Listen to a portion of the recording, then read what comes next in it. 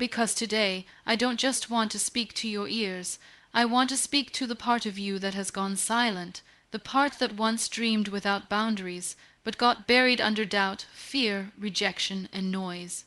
This will wake you up not like a loud alarm clock, but like the soft nudge of truth that your soul has been whispering for years. Waking up is not just about opening your eyes in the morning. It's about truly seeing life for what it is and seeing yourself for who you are. There are many people who go through the motions of life, getting up, dressing up, working, smiling, surviving. But inside they are asleep, their hearts are quiet, their dreams shelved, their voices unheard even by themselves. This kind of sleep is deeper than physical rest. It's the sleep of the soul, the kind that creeps in when we give up on who we used to be. That's why a real wake-up call doesn't come from noise, it comes from truth. It comes in silence, in stillness, in reflection. It arrives when the pain becomes too loud to ignore, or when we suddenly see ourselves clearly in a way we haven't in years. Sometimes you realize you've been numb for too long. You've let fear dress itself as logic and allowed the world to tell you who you can and cannot be. You stopped believing in the impossible because life taught you to be practical. You stopped speaking your truth because people told you to be quieter. That isn't living, that's sleepwalking, that's being alive in the body but absent in spirit. But the beautiful thing is, at any moment you can wake up, you can choose to feel again. You can choose to unlearn the lies, to shake off the weight of what's been placed on your shoulders, and to rise from the fog. Waking up means remembering what made you feel alive before the world told you to shrink. It means reconnecting with the version of you that didn't apologize for dreaming too big or feeling too deeply. It's not always dramatic or sudden. Sometimes waking up is a quiet decision to start over. It's the moment you stop living on autopilot and start asking yourself, what do I really want? It's when you stop waiting for someone to rescue you and realize that no one else has your answers, only you do. This awakening is an invitation, a calling to stop sleeping through your own life, to open your eyes to what you've missed while you were too busy surviving. It's a call to return to yourself, not the version of you that the world shaped, but the one you were before fear, failure, or rejection took hold. Once you answer that call, you begin to notice things differently. Colors Our pain has a way of entering our lives uninvited. It disrupts everything we thought was certain, our plans, our relationships, our sense of control. It often arrives suddenly, like a storm we didn't prepare for, and leaves us feeling exposed, confused, and broken. But as much as pain hurts, it also teaches. In fact, some of the deepest truths we carry are etched into us through the trials we've survived. Pain strips away illusion. It forces us to confront who we are beneath the surface, beneath the masks we wear, beneath the noise of the world. While we instinctively resist it, pain is not our enemy. It is a messenger, a guide, and sometimes even a gift, if we are willing to listen. So often, we treat pain like a punishment, as though suffering means we've failed. But what if it doesn't mean that at all? What if pain is just a part of being human? A sign that we've dared to care, to try, to love, to hope. The presence of pain doesn't mean you are weak. On the contrary, it means you are alive. It means you've invested your heart and you've risked something real. That's nothing to be ashamed of. In fact, it's something to be proud of. Every scar has a story, and behind that story is a lesson. It might teach you about resilience, about boundaries, about forgiveness, or about letting go. Sometimes pain wakes you up to your own strength, the kind you didn't know you had until you had no other choice but to be strong. And while we may wish for comfort and ease, it's the struggles that carve out our character. They shape the parts of us that truly matter, our empathy, our humility, our courage. There are moments in life when pain makes us feel like we're losing ourselves. But what if we're not losing ourselves at all? What if we're shedding old versions of who we were never meant to remain? Pain forces growth. It demands that we evolve, that we expand beyond the borders we once thought were safe. It introduces us to our higher self, the one that exists beyond survival, beyond fear, beyond doubt. When you stop seeing pain as something that breaks you and begin to see it as something that builds you, everything changes. You begin to heal not just by time, but by choice. You start to see that the people who hurt you didn't take your power. They only showed you how much you had left to reclaim.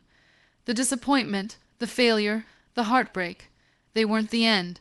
They were redirections, necessary detours that led you back to yourself. Pain doesn't ask you to be perfect. It only asks you to feel, to learn, and to rise.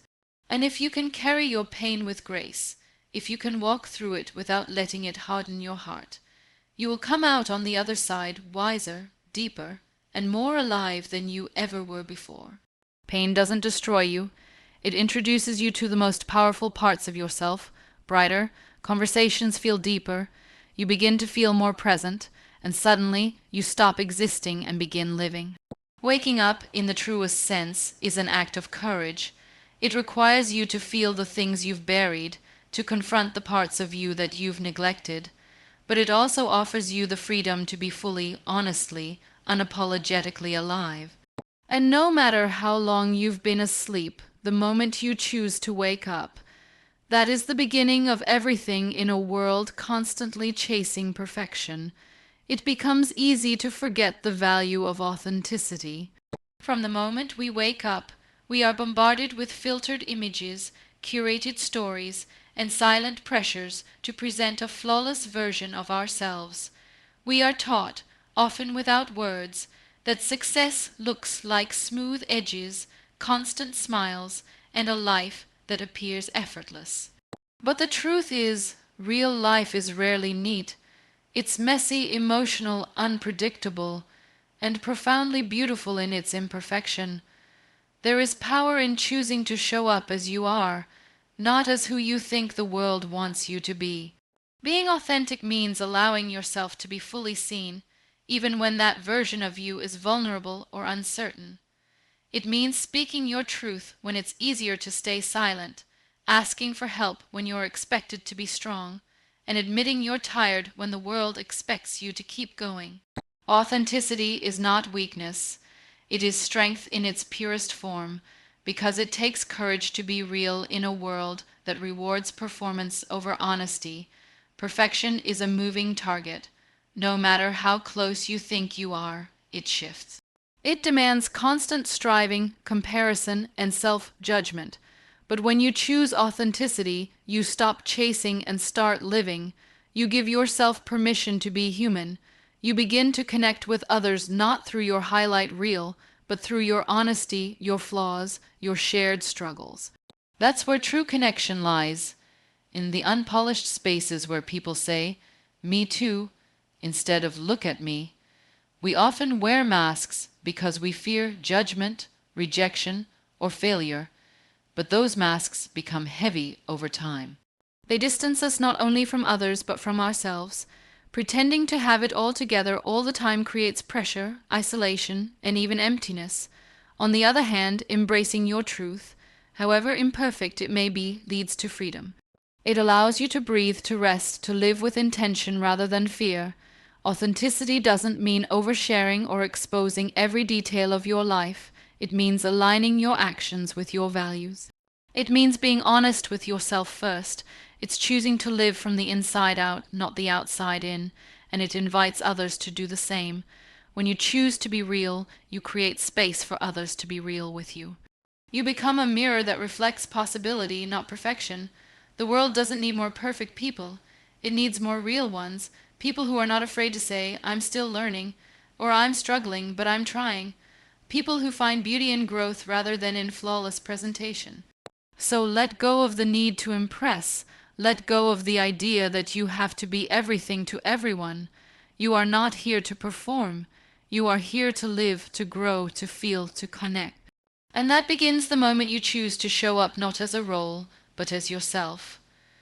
The past can leave deep marks on us, memories that linger, wounds that sting, and regrets that echo in our minds when we least expect them. It's easy to look at your life and see only the mistakes, the rejections, the failures, the things that didn't go the way you hoped. The weight of it can make you feel small, broken, or stuck in an identity built from everything that went wrong. But no matter how heavy your past may feel, it does not define who you are. It is a chapter, not your entire story. We often confuse what happened to us with who we are, but the truth is, we are not our worst days, our deepest disappointments, or the people who walked away. You are not the heartbreak that tore you down. You are not the job you lost, the opportunity that slipped away, or the words that were used to hurt you. You are what you did with all of that. You are the strength you gathered afterward. You are the resilience that rose from the wreckage. That's what defines you. It's tempting to replay the past, to ask what you could have done differently, or to carry shame for things that are already behind you. But healing starts the moment you decide to release the grip of yesterday, not because the pain didn't matter, but because you deserve to live beyond it. Carrying your past like a weight on your shoulders only dims the light of who you can become. You were never meant to stay there. You were meant to learn, grow, and evolve. Every experience, good or bad, shapes a part of you, but it doesn't own you. You have the right to rewrite your identity at any time. Growth is not denial of the past. It's the decision to not be limited by it. You are not bound to the version of yourself that made choices in fear, that settled for less, or that didn't know better. You know more now. You've lived, you've felt, you've survived things you thought would break you. That's not weakness, that's transformation.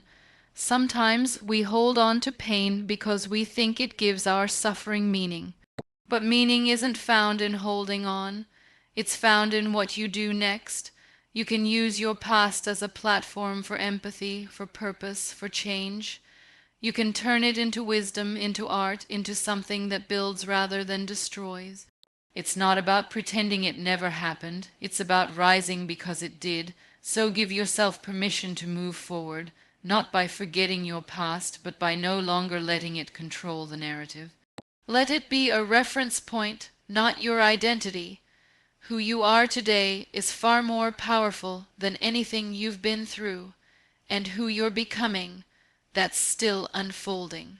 Don't let an old story steal the ending you're still writing. There is something deeply liberating in realizing that you are not a finished product.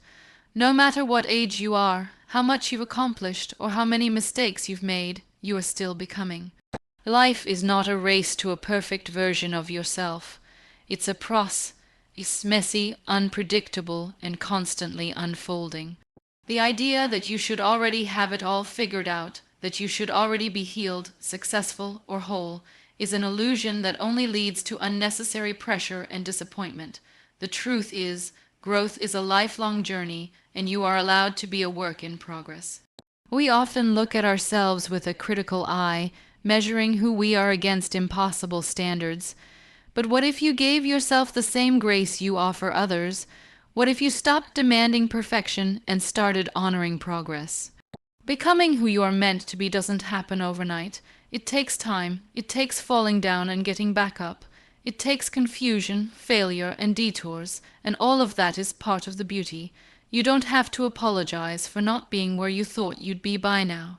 You don't have to rush. Every step, even the ones that feel like setbacks, is shaping you. Sometimes we feel like we've missed our chance, that too much time has passed, or we've made too many mistakes to start again. But becoming isn't about timelines, it's about truth. It's about the willingness to learn, to evolve, and to grow deeper into yourself. You are allowed to change your mind. You are allowed to redefine your path.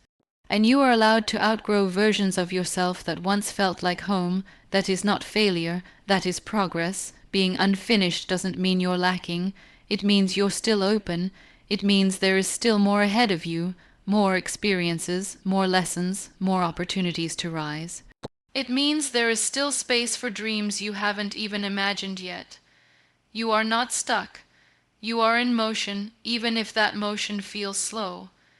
And in that movement, even in the stillness between steps, something inside you is shifting. There's a quiet power in embracing the fact that you don't have to be everything all at once. You don't have to pretend you're complete. You can own your process. You can say, "I'm still learning," and hold your head high. Because that is strength, to continue to keep showing up, to keep believing that your best days are not behind you, but waiting just ahead. So be patient with yourself, be gentle. The most beautiful things take time to bloom. And you are blooming even now, even when it doesn't feel like it. You are allowed to be both grateful for how far you've come and excited for how much more there is to become. You are not behind. You are right on time. Becoming is not a destination, it's a way of living. Falling is often misunderstood. We associate it with failure, weakness, or shame. From an early age, we're taught to succeed, to win, to rise. And if we fall, we're told to get up quickly and act like it didn't happen. But falling in its truest form is not failure. It is part of movement, it is part of trying, and more than that, it is a sign that you were brave enough to step forward into the unknown. You cannot fall if you've been standing still. You fall because you dared to walk, to chase something, to believe in something enough to take a risk. Everyone falls. Some fall in silence, behind closed doors, and carry the weight alone. Others fall publicly, in front of people they hoped would only ever see their best side. But no matter how it happens, the fall is not the end of your story. It is a moment, not a verdict. The real question is not whether you will fall, it's how you will respond when you do. Will you let it define you? Will you let it freeze you in place, or will you gather what you've learned, dust yourself off and rise again? Falling teaches us things that standing never could. It shows us where we are still learning, where we need to grow, where we place too much trust in certainty. It humbles us, yes, but it also strengthens us, because every time you fall and choose to get back up, you prove to yourself that you are stronger than the fear of failing. You learn to be resilient. You learn to hold space for your humanity, for your imperfections, your stumbles, and your effort. We live in a world obsessed with the image of constant success, but real strength isn't shown in how few times you fall. It's shown in how many times you rise, and in how gracefully you do it. There's dignity in falling if you're falling forward, falling into experience, into understanding, into truth. It means you're in motion. It means you're living, not just existing. Some of your most powerful growth will come after you fall. You'll discover that the ground didn't swallow you, that the people who truly matter will still love you, that you are capable of far more than you thought. And sometimes the fall is what wakes you up. It forces you to realign, to rethink, to begin again with more clarity and courage than before. Don't fear the fall. Fear never trying. Fear holding yourself back because of what might go wrong. The truth is you will fall. You will get bruised, but you will also rise, with more grace, more wisdom, and more purpose. Falling is not the opposite of flying. Sometimes it's how you learn to spread your wings.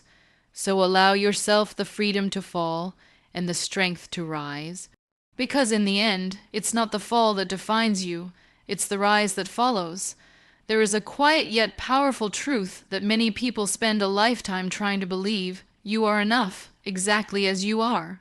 Not once you've lost the weight, not when you've achieved the goal, not when everyone else finally approves.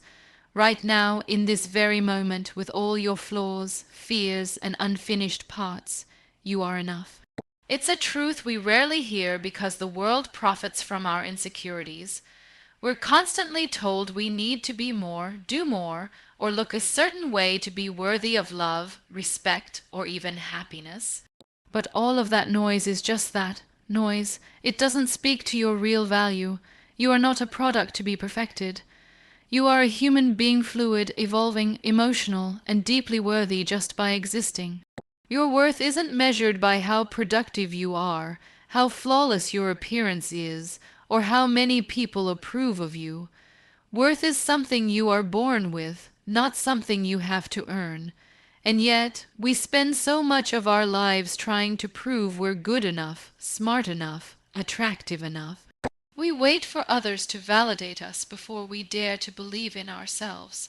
But real freedom begins when you stop waiting, when you stop measuring your value by someone else's standards, when you decide to show up for yourself with the same kindness and compassion you show to the people you love. Imagine what would change if you spoke to yourself the way you speak to a dear friend. Imagine how much lighter life would feel if you stopped trying to fit into molds that were never made for you in the first place. You don't need to earn the right to rest. You don't need to perform to be accepted.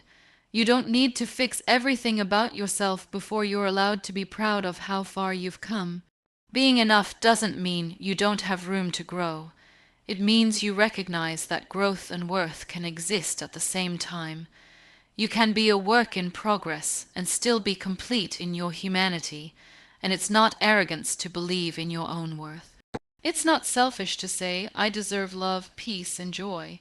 That's not ego, that's self-respect. It's recognizing that the person you are now has value, even if you're not yet who you want to become. You don't have to wait to be proud of yourself. You don't have to wait to feel worthy. You can choose that now. You can decide that your scars make you strong, that your emotions make you real, and that your presence matters. You are enough, not because you've checked every box, but because you are here. Still trying, still caring, still becoming. And in a world that constantly tells you you're not, choosing to believe that you are, that is the most radical, beautiful act of all. There are moments in life when everything feels heavy, when the road ahead looks uncertain and your own strength feels like it's fading. It's easy to believe that you've reached your limit, that there's nothing left to give, and that the dream, the goal, or the healing you hoped for is out of reach. But no matter how dark it gets, there is always more within you than you know. There is a quiet, untapped strength that surfaces only when you're stretched beyond your comfort, when your heart breaks but still beats, when everything in you wants to quit, yet you take one more step. Strength isn't loud. It doesn't always look like bold declarations or heroic gestures. Sometimes it's just getting out of bed when everything in your body wants to stay under the covers. Sometimes it's choosing not to give up even when the world gives you every reason to. True strength is soft, steady, and deeply rooted in endurance. It's not about pretending you're okay all the time. It's about continuing on even when you're not. You are stronger than every moment you thought you couldn't survive, but did. Think about that. Every time life knocked you down, you got back up. Every time you felt broken, you still found a way to breathe, to speak, to keep going. That is not weakness. That is resilience. That is proof that you hold within you a force capable of rebuilding, of transforming, and of rising even after the fall. We often think strength means not needing help, not crying, not showing pain. But real strength knows how to ask for support. Real strength allows space for emotion, for pause, for vulnerability. Because strength and softness are not opposites. They coexist. Being strong doesn't mean you never struggle. It means you don't let struggle stop you. It means you feel the weight, but you don't let it define you. There will always be obstacles, losses, and moments when you question everything, but within you is a core that knows how to endure. It doesn't always roar, it often whispers, a voice that says, just one more breath, one more try, one more step. And often that's all it takes, just one more step to move from hopelessness to possibility. Never underestimate what you're capable of, even when you're tired, even when you're unsure. Strength shows itself in the smallest acts of courage, in choosing to keep your heart open, in starting over when things fall apart, in believing there is still something good ahead. Life may not always be easy, and it certainly won't always be fair, but you are built to withstand more than you think, so hold on, even when it's hard, especially when it's hard, because that strength you carry, it's not something you need to find. It's already there, waiting for you to trust it, and the moment you do, you'll see you were never as lost, weak, or alone as you feared. You were always stronger than you knew.